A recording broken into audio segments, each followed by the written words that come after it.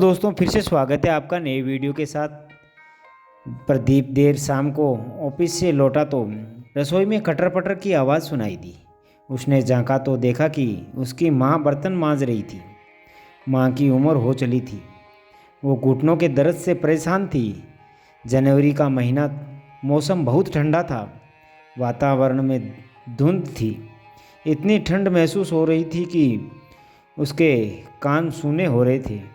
वह चुपके से आगे बढ़ा, अपने बैग को उसने कमरे में रखा और हाथ मुंह धोने बाथरूम में चला गया। उसने गीजर ऑन किया, फिर बेडरूम का जायज़ा लिया।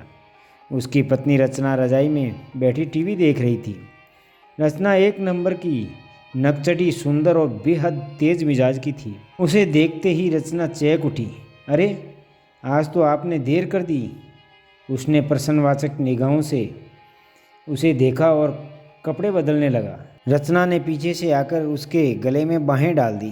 पता है, मैं कितनी देर से आपका इंतज़ार कर रही थी। उसने पूछा, क्यों? यह भी कोई बात है? रचना शर्माते हुए बोली, चलो चाय तो पिलाओ, बहुत ठंड है। अरे, काम वाली 15 दिन की छुट्टी मांगकर गांव चली गई है। उसके देवर की डेथ हो गई है। मुझसे तो ये काम धंधा नहीं होगा, आपको कुछ इंतज़ाम करना पड़ेगा। माँ कहाँ है? प्रदीप ने गंभीर स्वर में पूछा। पता नहीं, रचना ने कंधे चिपकाते हुए। मुझसे उसकी ज़्यादा बातचीत होती नहीं है, मेरे बस की नहीं है उनकी फालतू बकवास सुनना।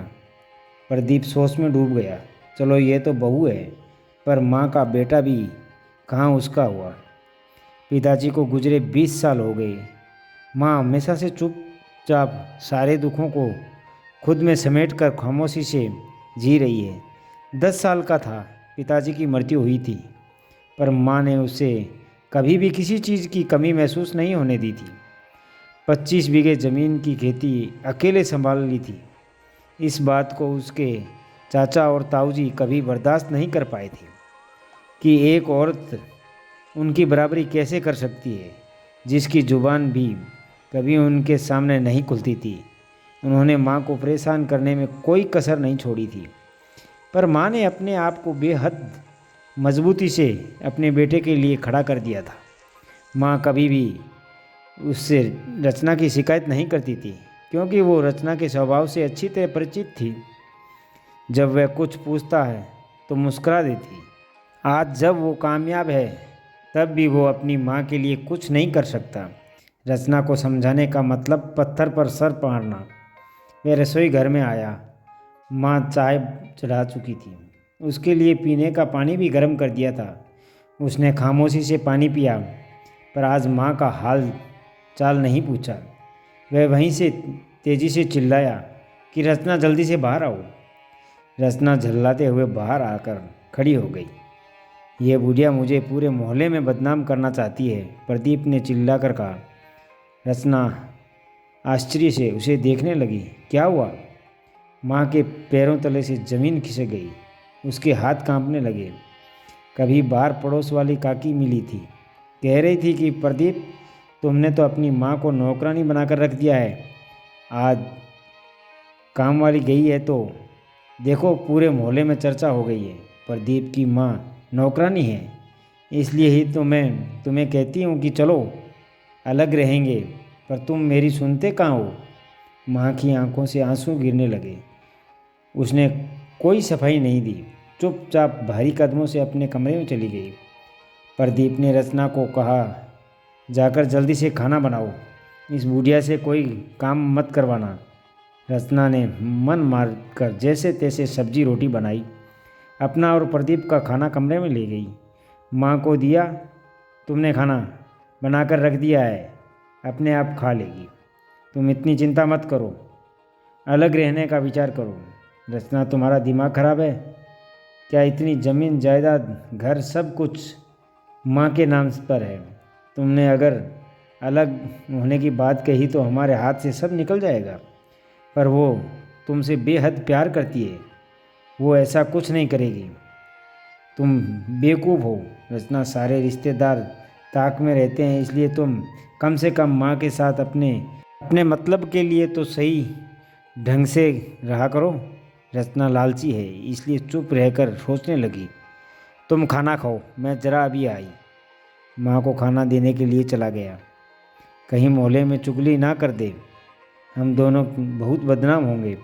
वह रसोई घर में गया। उसने खाना गर्म किया। 2 रोटी और सब्जी थी। प्लेट लगाई और माँ के कमरे में चला गया। माँ खाना बहुत कम खाती थी, शरीर कमज़ोर है, आज तो मन ही टूट गया होगा। माँ बत्ती बुझाकर लेट गई थी।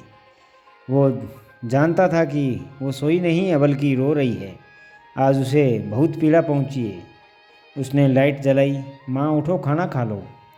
मुझे भूख नहीं है बेटा, तुम लोग खाओ, मैं सोऊंगी। उसने प्लेट रखी और माँ के पैरों में सर रखकर फूट फूट कर रोने लगा। माँ हड़बड़ाकर उठकर बैठ गई। क्या हुआ बेटा?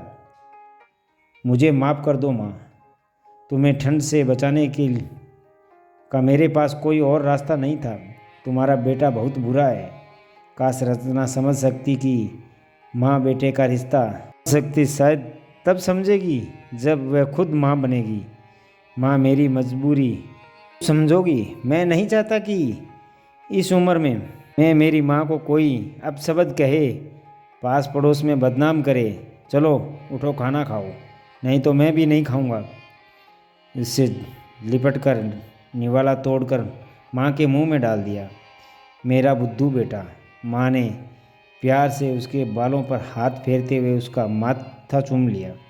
वो सोच रहा था कि माँ का प्यार, उसका साथ दुनिया की सबसे बड़ी दौलत है। हे ईश्वर, इसे मेरे ऊपर हमेशा बनाए रखना।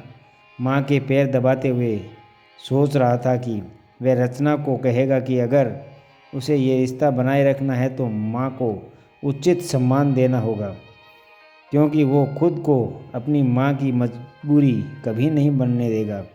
तो दोस्तों, फिर मिलते हैं अगले वीडियो में। तब तक के लिए अपना ख्याल रखना, मुस्कुराते रहना। धन्यवाद।